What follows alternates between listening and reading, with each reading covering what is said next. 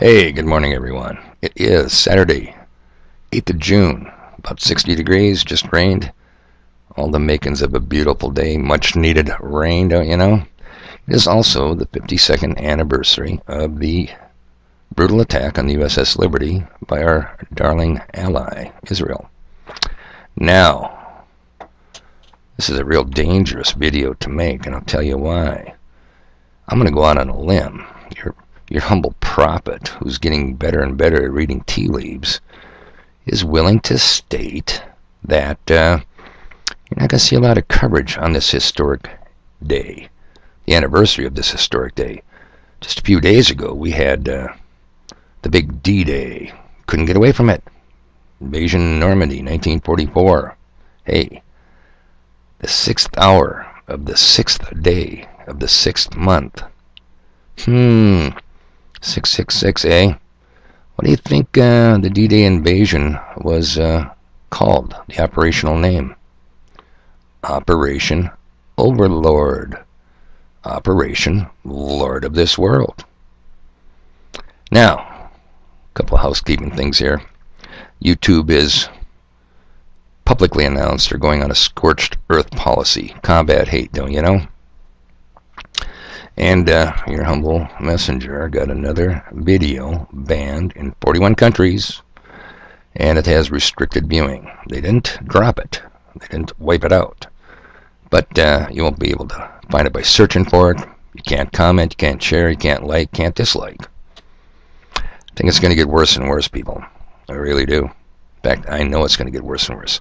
Okay, this is a dangerous video to make because I'm going out on a limb and I'm going to tell you all the hoo-ha-ha and hoo-bra-ha and however you want to ballyhoo on D-Day you will not see for the 52nd anniversary of the USS Liberty, wherein 34 U.S. sailors were killed, 171 were wounded in the worst attack in naval history on a U.S. naval ship by an ally. That is a historic event, people. And I can see anything about it. So it's dangerous for me because I should almost wait till June 9th, Sunday, this is our Sunday video done on Saturday in honor of the remembrance of the USS Liberty. I should say, well, what did I tell you? Yesterday was the 8th. No major coverage. CNN, fake Fox News, MSLSD. No. They're going to ignore it. Okay. So, little test for my prophetic skills. Contrast. Now, you know, I don't attack veterans, and I don't attack active duty personnel. I think more and more veterans are waking up and saying, damn, we were just pawns. And I think a lot of active duty people are coming to the same conclusion. Tragically, 21 active duty ex-veterans kill themselves every day. Tragedy that shouldn't happen. I don't attack veterans or active duty personnel, but I attack the institutions. And the captain of the USS Liberty, Captain McGonigal, was awarded the Congressional Medal of Honor.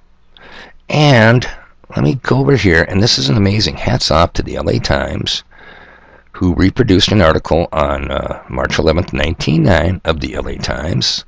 Bear with your humble medal. Oh, come on, baby, I had it. Here we go.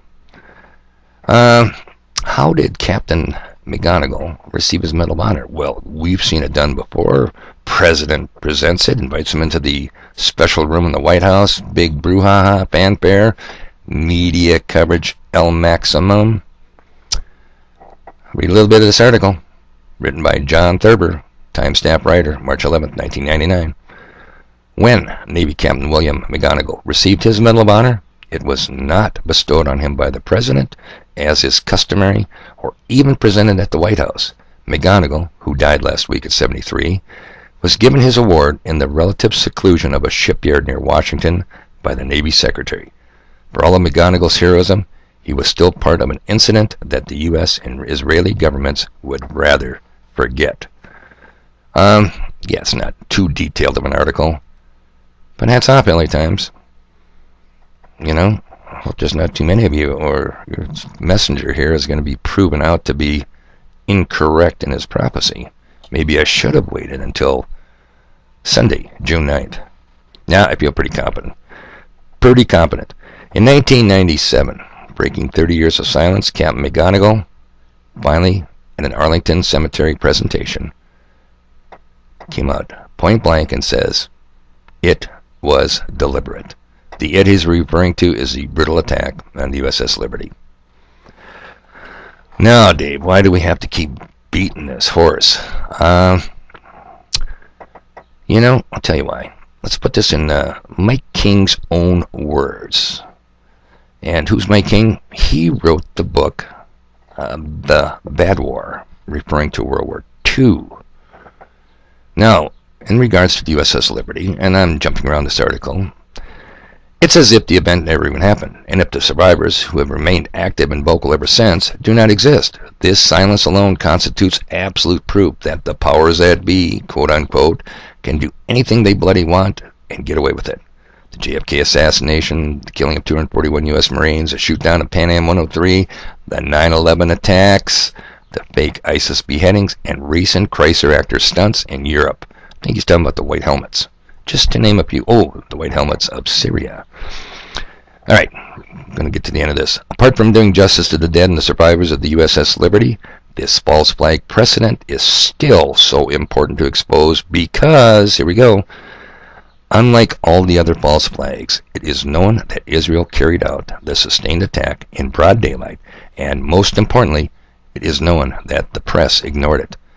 A clear understanding of these two important precedents opens a zombified mind to at least considering a different interpretation of the 9/11 horror and its subsequent, ongoing, and unfinished aftermath.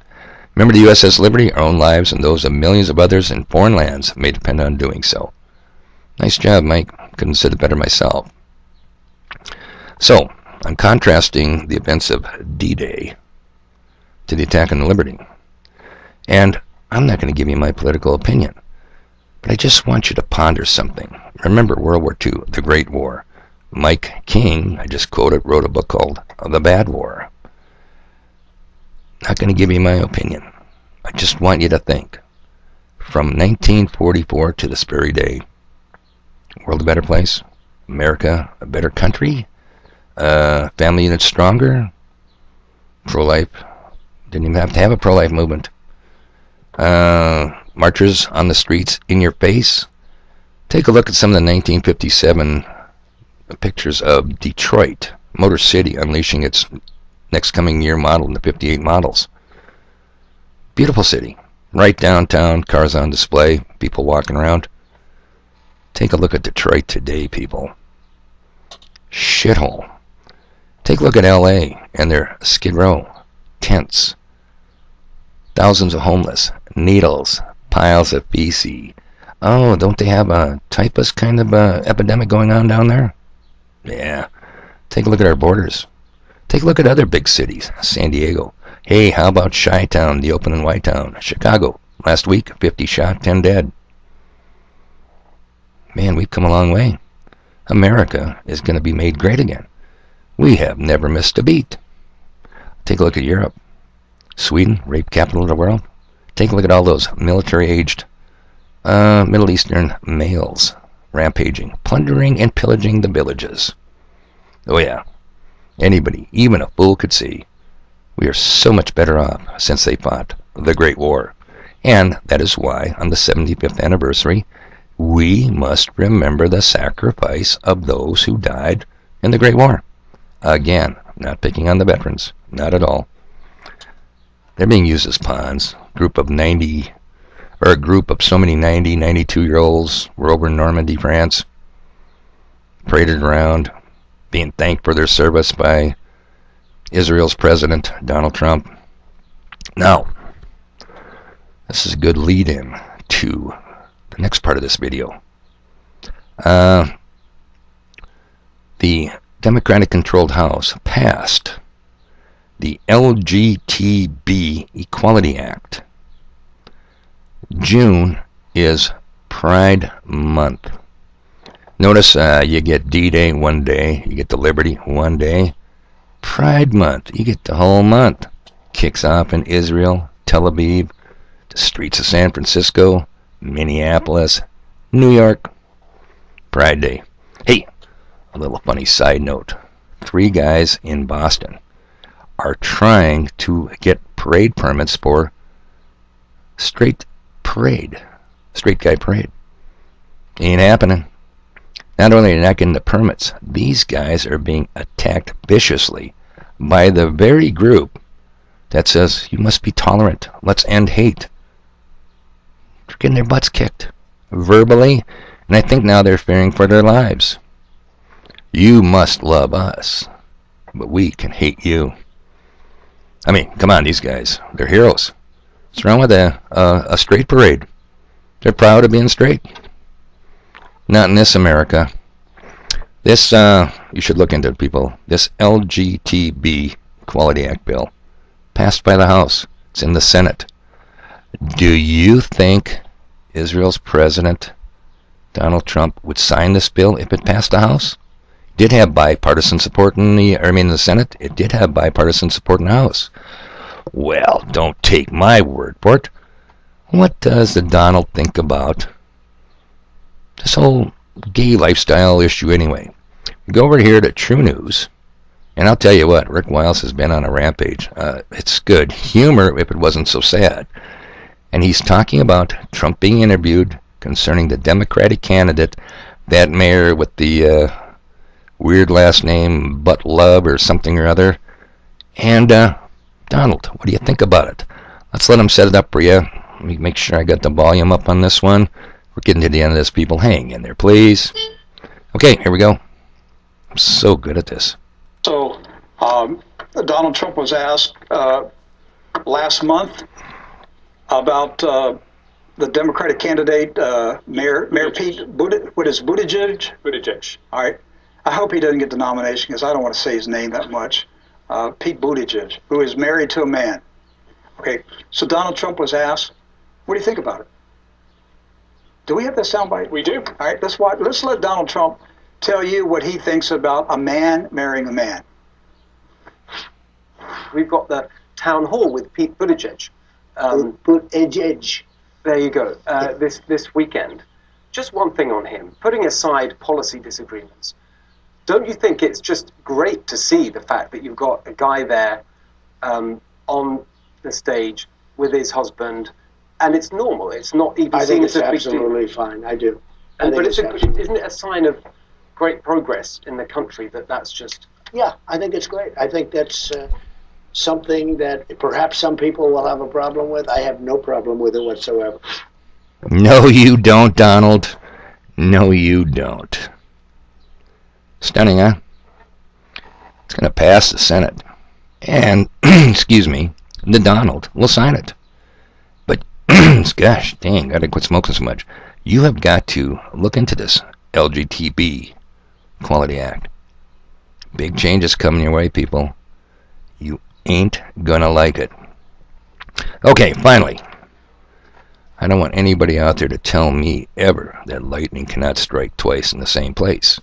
If you look at my last video, I had the horrific experience of dealing with the Murray and having to pay him off in a friendly game of cards. Yeah, they were low stakes, but he won just the same. So your humble messenger is coming home from work yesterday. 90 degrees. Thank God I had all the windows down. There was a nice breeze, and disobeying the speed laws of the state of North Dakota, I showed up at the kids' bar about 4:15. And, 4:15 on a 90-degree day, people are getting stuff done. Back door opens, who slithers in? Yeah, the Murray. Wasn't that busy at that time. A lot of open stools. Where does he come? Slithers in right next to me. Lightning does strike twice. So you know what? I went on a limb there too. I said, hey, you know what? Murray the blank. I think it's about your turn to buy one. And he did. Will miracles ever cease? I don't know. Today's video is going to be tomorrow's video, people. Remember the USS Liberty. Lots of ramifications to it. Until next video, we'll see you later.